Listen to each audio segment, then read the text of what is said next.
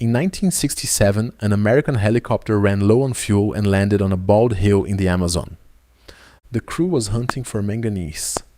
What they were standing on was the largest deposit of high-grade iron ore on Earth. The dirt that became China's skyline, the world's cars, the rail under your city, a lot of it started right there. The Americans found it, Brazil kept it.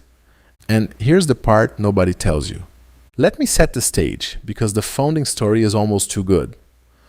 A team from a US steel subsidiary is flying over the Amazon in southeastern Pará.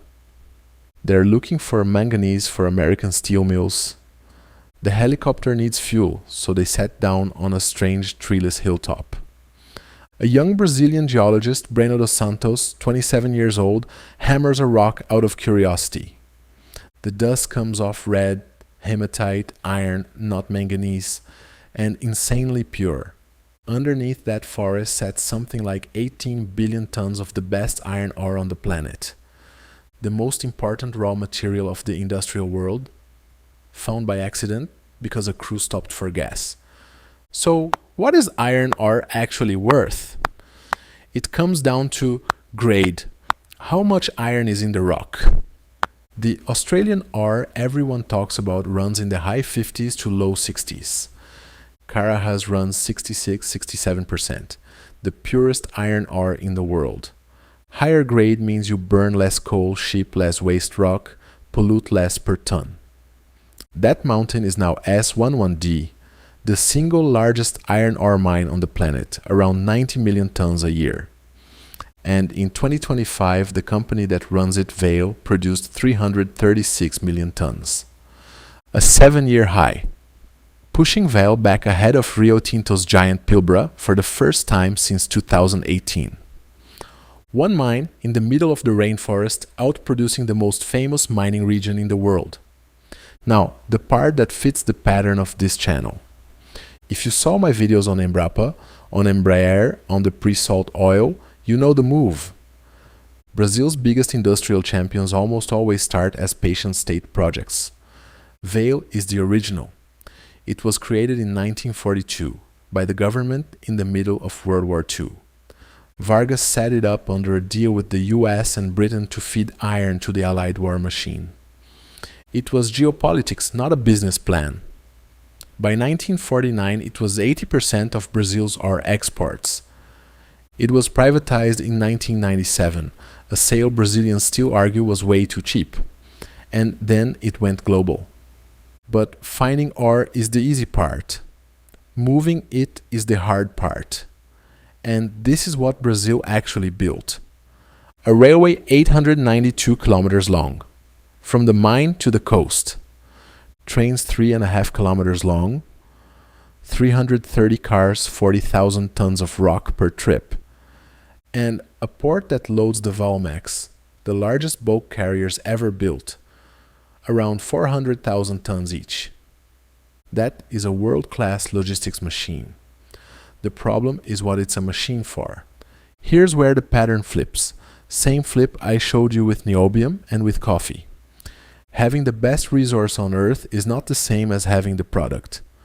Brazil owns the purest iron ore in the world. And it mostly sells it as ore. Raw dirt on a ship. China is by far the biggest buyer, around 70% of Brazil's iron ore exports. China burns the coal, runs the furnaces, makes the steel, and that's where the money is. And then China sells finished steel back to Brazil. About $2.5 billion in a single year. The country that owns the best iron deposit on the planet imports the product made from its own dirt. It's the coffee story in metal. You can run the world's supply of the bean and still not own the cup.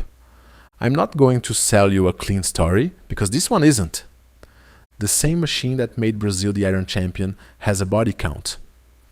In 2015, a tailings dam at Mariana failed. 50 million cubic meters of waste, 19 dead, a river poisoned. In 2019, a second dam at Brumadinho collapsed and killed at least 270 people in minutes.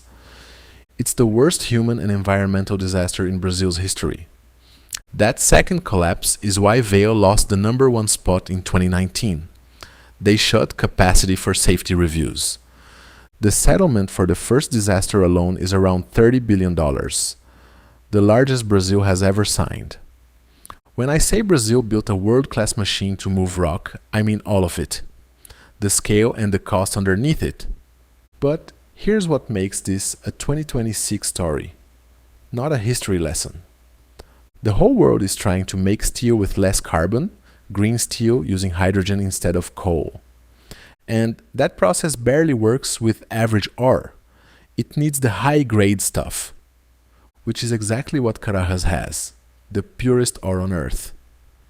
The advantage that's been underpriced for decades, purity, could become the most valuable card in the steel transition. And Vale is expanding that mine right now, pushing Carajas toward 120 million tons a year. So that's the whole thing. From the inside, a crew that wanted manganese found the richest iron on Earth by landing for fuel. A state company built a machine of mines and railways and giant ships to move it. And it still mostly ships the dirt and lets someone else make the steel. A mountain is not a product. A resource is just potential energy. It only becomes power when you're the one who turns it into something. The question isn't whether Brazil has the iron. It's whether it ever decides to own the furnace. If you want the company side of this, the ticker is VALE. And I'll come back to it. This is Brazil Tech from the inside. I'll see you in the next one.